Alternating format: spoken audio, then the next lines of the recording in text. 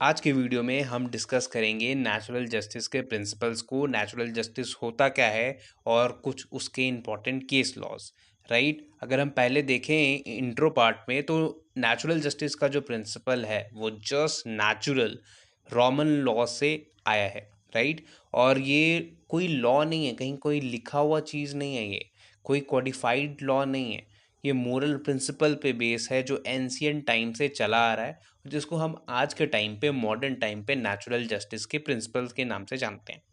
Right, ऐसे देखा जाए तो कोई स्टैट्यूट नहीं है, कोई कॉन्स्टिट्यूशन ऐसा कोई नेचुरल जस्टिस के बारे में वैसा डिटेल में डिराइव नहीं करता है। कुछ कुछ प्रोविजंस हैं जो नेचुरल जस्टिस के फिनोमिना को वहाँ पे बताते हैं। राइट, बहुत सारे ऐसे सुप्रीम कोर्ट के वर्डिक्ट हैं जिससे हमें ये पता चलता है कि एक सिविलाइज स्टेट में, एक सिविलाइज कंट्री में जो नेचुरल जस्टिस का प्रिंसिपल है वो एक सुप्रीम इम्पोर्टेंस डिजर्व करता है। अगर हम देखें कि सिंपल वर्ड्स में क्या बोल सकते हैं कि नेचुरल जस्टिस है क्या, तो natural justice is a sense of what is wrong and what is right. क्या सही है क्या गलत है आपने डिसाइड कर लिया, बस आप नेचुरल जस्टिस फॉलो कर रहे हो सर, कोई दिक्कत नहीं है इसमें। जैसा कि मैंने आपको बताया कि इंडिया में ये कंसेप्ट जो है नेचुरल जस्टिस का, ये बहुत पुराने टाइम से चला आ रहा है। जैसे कि हमने देखा है रामायण टाइम से, और जो राजा महाराजा लोग का जो सिस्टम चलता था, धर्म चलता था, जो राजा होते थे वो दोनों पक्षों को सुनते थे, उसके बाद फिर कोई जजमेंट देते थे ना, ऐसे तो नहीं दे देते थे। तो नेचुरल जस्टिस का प्रिंसिपल नया कंसेप्ट नहीं है। एक बहुत फेमस केस है Mohinder Singh Gill versus chief election commissioner. इसमें कोर्ट बोलती है कि जो भी जुडिशियल, क्वाज़ी जुडिशियल, एडमिनिस्ट्रेटिव या क्वाज़ी एडमिनिस्ट्रेटिव वर्क है या फिर जो बॉडी है जो परफॉर्म कर रही है पब्लिक ड्यूटी, वो फेयरनेस और नेचुरल जस्टिस के प्रिंसिपल को फॉलो करेगी ही करेगी। मोहिंदर सिंह गिल में और भी बहुत कुछ बताई गई थी, पर ये नेचुरल जस्टिस से रिलेटेड एक ये पॉइंट था। राइट, अगर हम बात करें नेचुरल जस्टिस के प्रिंसिपल के बारे में तो English traditional English law recognise करता है दो नेचुरल प्रिंसिपल्स को। नेचुरल जस्टिस के दो प्रिंसिपल हैं, सबसे पहला नेमो ज्यूडिक्स इन कॉजस हुआ और दूसरा है ऑडी अल्ट्रम पार्टम। राइट, पहला अगर है नेमो ज्यूडिक्स इन कॉजस हुआ, क्यों भाई, इसका मतलब क्या है? No one should be a जज इन हिज ओन कॉज। कोई भी पर्सन अपना जो किया हुआ एक्ट के लिए खुद जज नहीं बन सकता। जैसे कि आप किसी को थप्पड़ मारते हो तो आपको जज नहीं बना सकता कि आप बताओ सर आपने मारा है नहीं मारा है, तो आपको तो खुद जज नहीं बनाएंगे ना। वही चीज़ है यहाँ पे। क्यों क्यों नहीं बना सकते? क्योंकि रूल ऑफ बायसनेस आ जाते हैं यहाँ पे। बायसनेस मतलब होता है कि अनफेयर एक्टिविटी या फिर किसी तरीके से आप कॉन्शियसली या फिर अनकॉन्शियसली आप किसी पर्टिकुलर पर्सन के फेवर में कुछ जजमेंट दे रहे हो या फिर खुद के ही फेवर में जजमेंट दे रहे हो। राइट, चाहे वो पार्टी से रिलेटेड हो या पर्टिकुलर केस से रिलेटेड हो, अगर आप वहाँ पे अनफेयर एक्टिविटी कर रहे हो मतलब आप बायस हो। Right, therefore the necessity of this rule is to make the judge impartial and give judgment on the basis of evidence। जितना एविडेंस है उसी के बेसिस पे जजेस जजमेंट दें, यही बेसिक फंडा है। ठीक है, टाइप ऑफ बायस देखोगे तो तीन तरीके के बायस है। एक तो होता है पर्सनल बायस, दूसरा है पिक्यूनरी बायस एंड तीसरा है सब्जेक्ट मैटर बायस। राइट, पर्सनल बायस क्या होता है? पर्सनल बायस अराइज होता है from the relation between the party और जो डिसाइडिंग अथॉरिटी है, जो जज है या फिर जो पार्टी है, उनके बीच में क्या रिलेशन है। अगर ऐसा कुछ रिलेशन बन रहा है जिससे कि बेनिफिट ऑफ प्रॉफिट मिल सकता है किसी एक पार्टी को, तो वो पर्सनल बायस होगा वहाँ पे।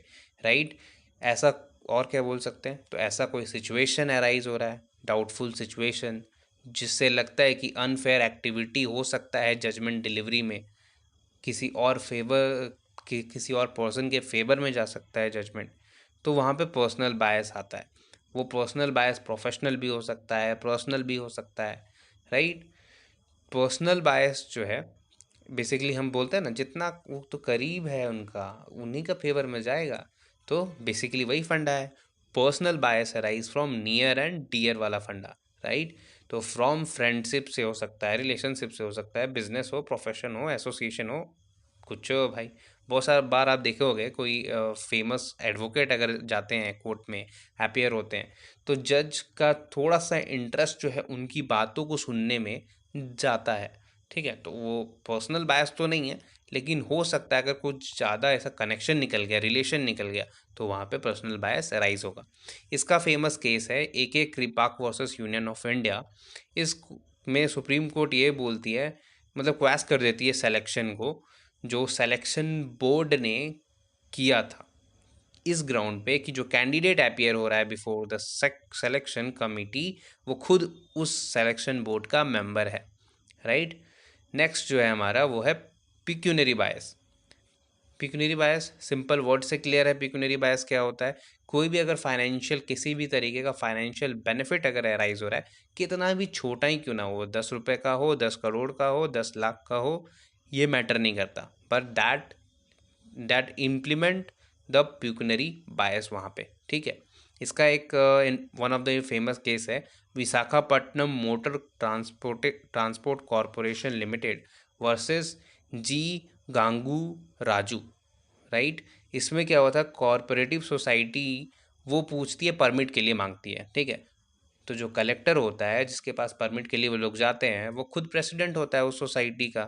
वो खटाखट क्या कहता है, और चेयरमैन भी होता है रीजनल ट्रांसपोर्ट अथॉरिटी का, जो कि फटाफट ग्रांट कर देता है permit in favour of that society. तो यहाँ पे कोर्ट बोलती है कि नहीं सर, आपने प्रिंसिपल ऑफ नेचुरल जस्टिस का उल्लंघन किया है। हो सकता है वहाँ पे उस कलेक्टर को कुछ पिक्यूनरी बेनिफिट मिल रहा हो। राइट। और जो लास्ट है हमारा वो है सब्जेक्ट मैटर बायस। सब्जेक्ट मैटर से अगर डायरेक्टली इनडायरेक्टली किसी भी तरीके से डिसाइडिंग अथॉरिटी जो है वो कनेक्टेड है, तो वो सब्जेक्ट मैटर बायस वहाँ पे अराइज होता है।